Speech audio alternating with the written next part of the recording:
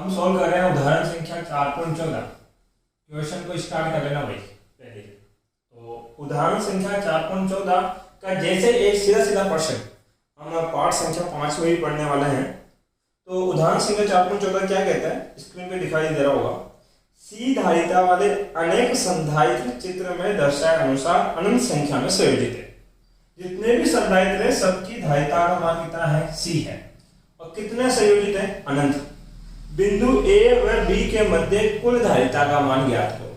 तो ध्यान दो यहाँ, कुल धारिता कैसे निकालेंगे। पहली बात तो ये कहां से ज्ञात है, अनंत। हमें पता है कि अनंत कहाँ है, नहीं।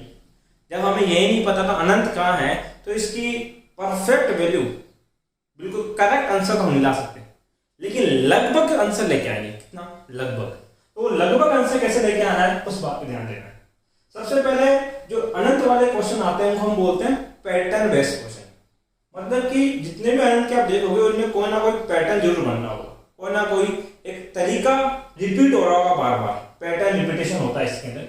देखो एक पैटर्न मैं आपको दिखाता हूँ। ये एक 7 जो डेटेशन में बताया कि ये 7 के आकृति के अंदर इस प्रकार से संधायित्र जुड़ा है क्या।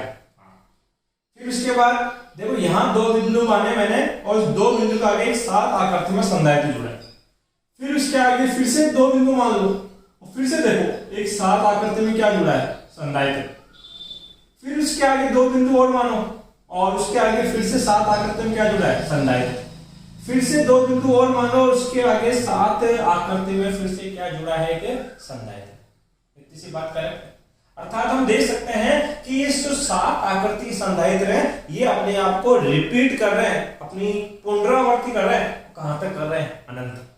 तो सबसे पहले काम ये करना है कि एक आकृति को छोड़ के उसके बाद 2 बिंदु ऐसे निकालो जहां से रिपीट करना स्टार्ट कर दिया। तो एक पहली आकृति तो ले लो, ये जो 2 है इनको तो ले लो और इसके बाद ये 2 बिंदु बना दो, एक P बना दो, एक क्या बना दो, Q।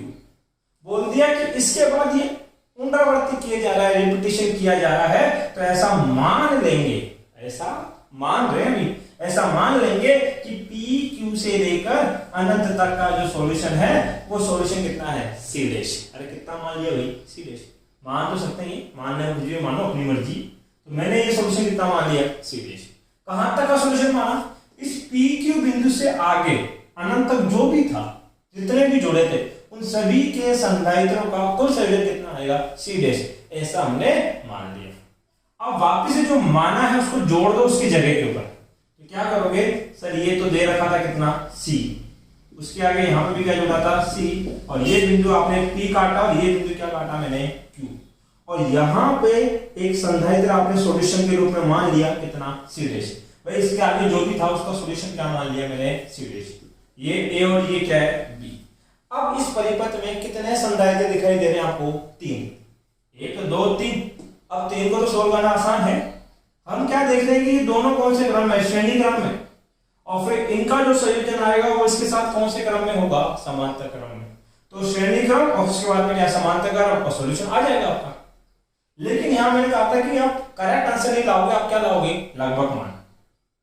बताओ ये C डैश किसका सॉल्यूशन है, इन 2 को छोड़ के अनंत तक का सॉल्यूशन है। क्या कह रहा हूं, इन 2 को छोड़ दिया तो अनंत तक का सॉल्यूशन कौन है, C डैश। अर्थात ये अनंत का सॉल्यूशन है, ऐसे ही बोल सकता हूं।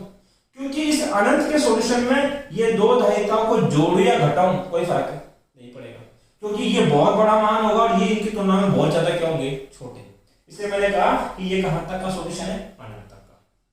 तो जैसे एक उदाहरण देता हूं, आपके पास 10 लाख है और 10 लाख रुपए में आप 1-2 रुपए जोड़ना या घटाना चाहो तो उस 10 लाख रुपए वाले आदमी को कोई फर्क पड़ने वाला है क्या, नहीं पड़ेगा। ये बात यहाँ भी होने वाली है आपके पास। तो क्या बोल रहा हूं मैं, ये C डैश कहां तक का सॉल्यूशन है, अनंत तक का। अब इस तीनों को मैं सोल्व करूंगा तो तुल्य धारिता आएगी और उस तुल्य धारिता को मैं क्या बोलने वाला हूं, CAB।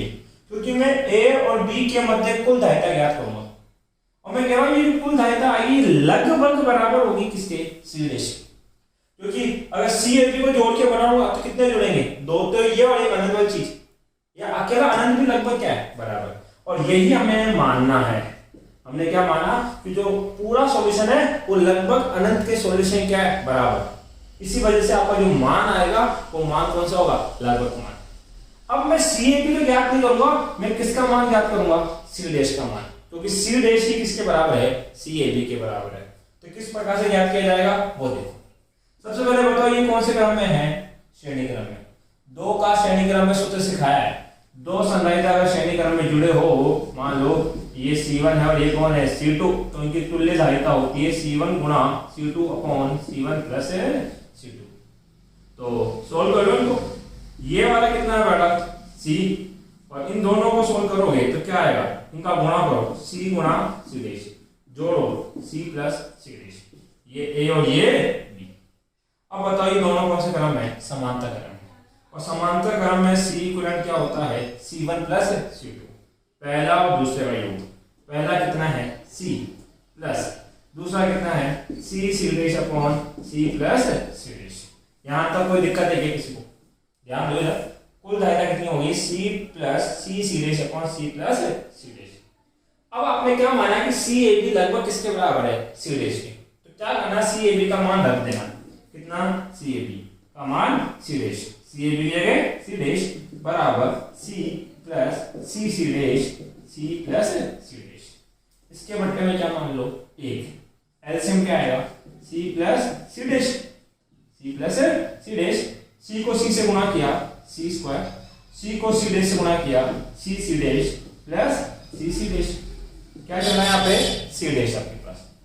वर्ग गुणा करने वाला C डैश को C से गुणा करूंगा C dash plus C dash को C डैश से गुणा किया C डैश का स्क्वायर प्लस बराबर क्या चल रहा है, C square plus C dash plus C dash. देखो यहां क्या है, C डैश का स्क्वायर, ये कितना चल रहा है C डैश, बराबर किधर ले गयो, माइनस का C डैश, इसको इधर ले गयो माइनस का C डैश, इसको इधर ले गयो माइनस का C स्क्वायर बराबर क्या हो गया 0। सॉल्व कर लो, ये तो क्या होगी कैंसिल। टर्म क्या बची, C डैश का square minus C dash minus C square बराबर 0। ध्यान दो ये क्या है आपके पास, द्विघात पर में है, मतलब स्क्वायर क्वाड्रेटिक इक्वेशन आपके पास है।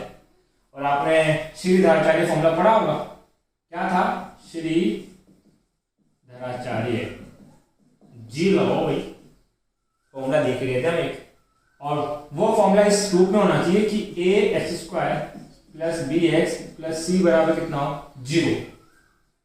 तो यहां इस x के गुणनखंड करते थे, x बराबर कितना लगा minus B plus minus under root B square minus 4ac बट्टे में कितना 2x। इस सूत्र को एज इट इज में बदल दो। तो देखो ये जो मान है इसको मैं क्या लिख रहा हूं, ये लिखा क्या गया है आपके पास C dash square minus C dash minus का C स्क्वायर बराबर 0।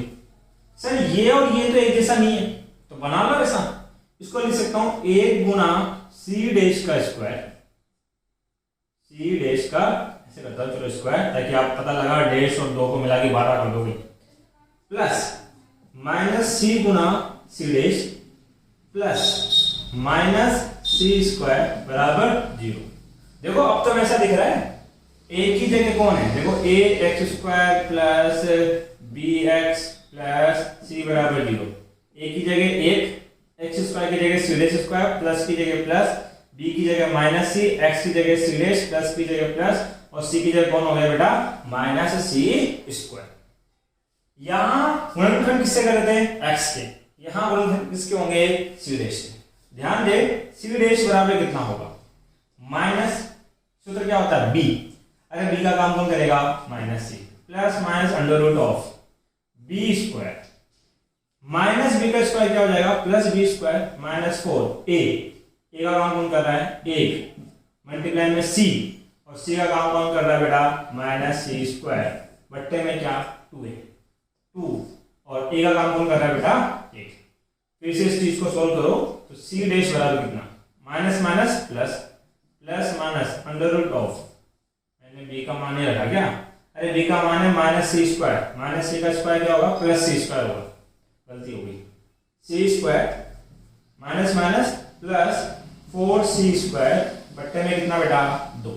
ध्यान दे इसको मैं यहाँ मिटा रहा हूँ, इसको उतार लिया होगा क्वेश्चन तो आप लोगों तक हैं, आलसी बैठे हो भी। तो c डैश बराबर कितना c plus minus under root c square plus 4c square कितना हो गया बालक 5c स्क्वायर बट्टे में कितना 2।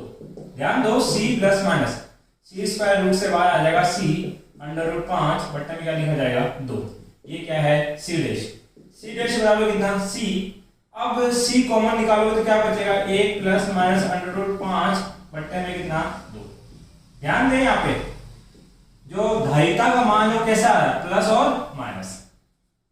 जो धारिता है वो क्या है भौतिक राशि क्या है भौतिक राशि है। जैसे कि समझो भौतिक राशि का मतलब क्या है आपकी लंबाई भौतिक राशि है, आपका द्रव्यमान भौतिक राशि है, समय भौतिक राशि है। क्या जितनी भी भौतिक राशि आप पढ़ते हो उनके कभी कोई ऋणात्मक मान होते हैं क्या।